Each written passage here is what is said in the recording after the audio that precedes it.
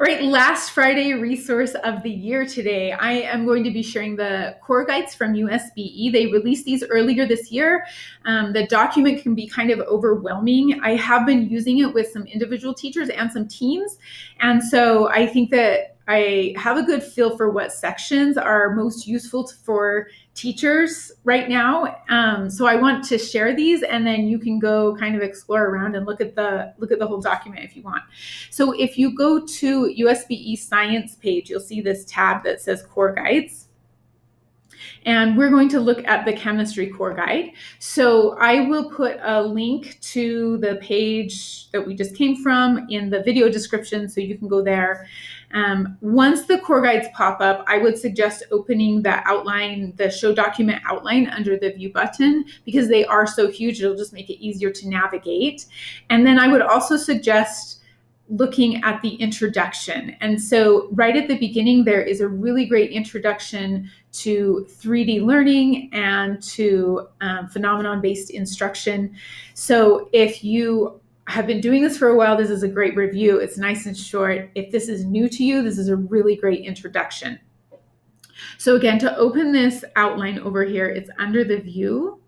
And if you just make sure that the show document outline is checked, then it'll open up this outline over here, and you can use that to navigate the document.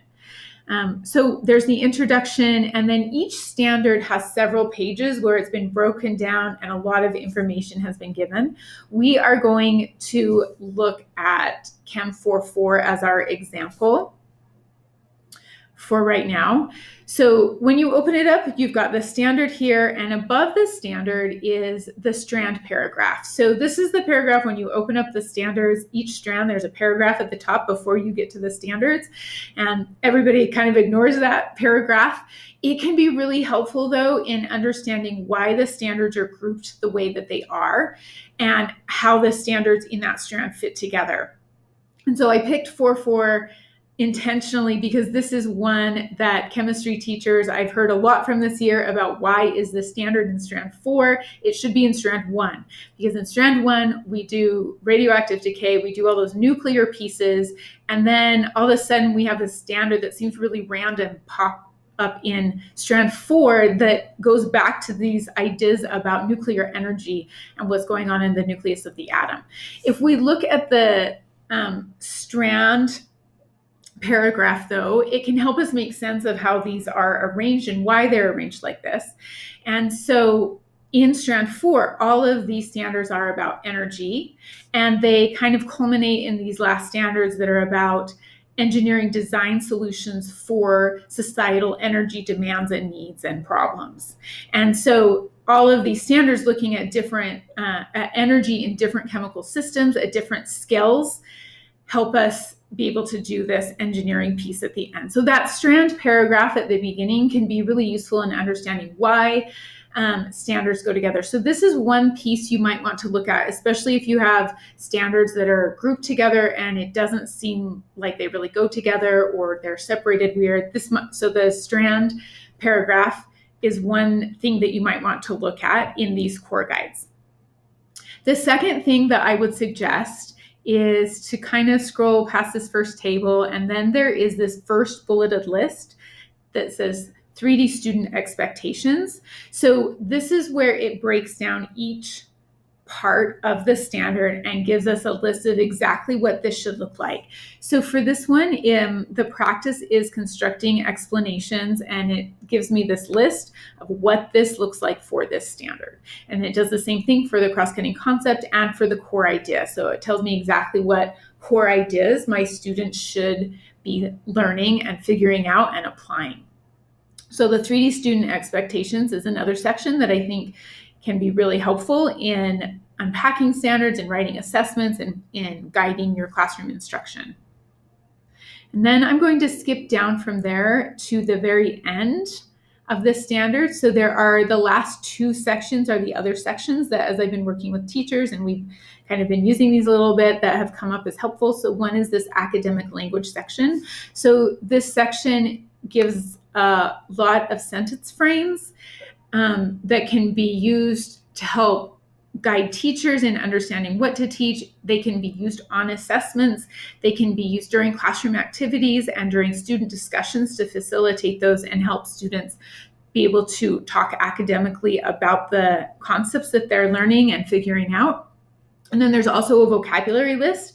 And this is really meant to be used as a guide and to help guide instruction. It is not meant to be used to make a vocabulary list that we're going to use to front load vocabulary to students. So we know that that's not actually effective for science learning. We used to do that a lot. We're finding now that it's much more effective to have students figure something out, use their own language to explain things and describe things. And then once they understand the concept, we go back and we can attach the vocabulary. And that's actually more productive when it comes to students understanding concepts. This is a shift for a lot of people, but we're finding that this is what works.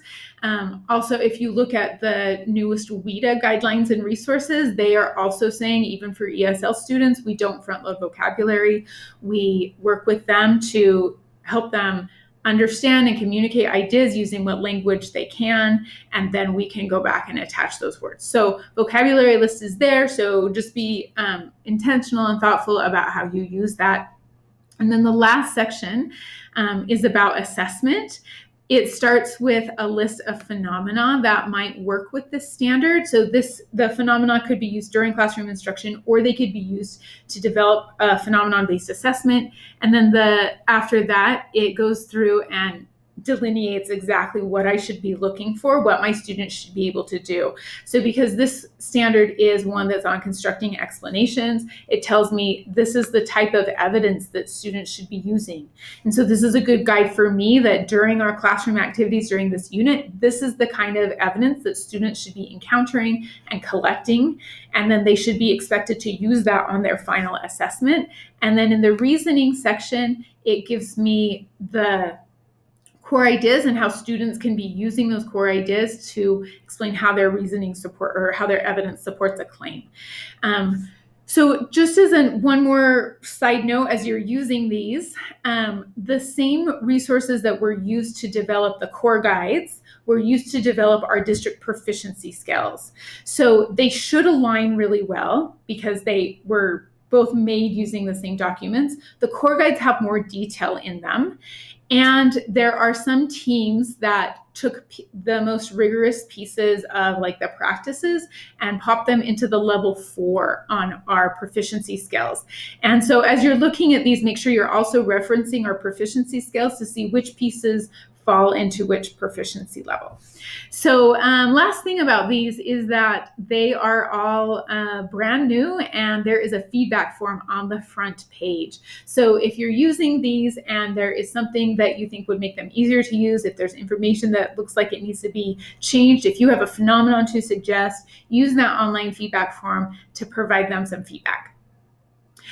Hopefully these will be useful if you're doing any planning over the summer or when you come back in the fall and you start planning with your team. And I hope, if I don't see you before the fall, I hope that you all have a really great summer.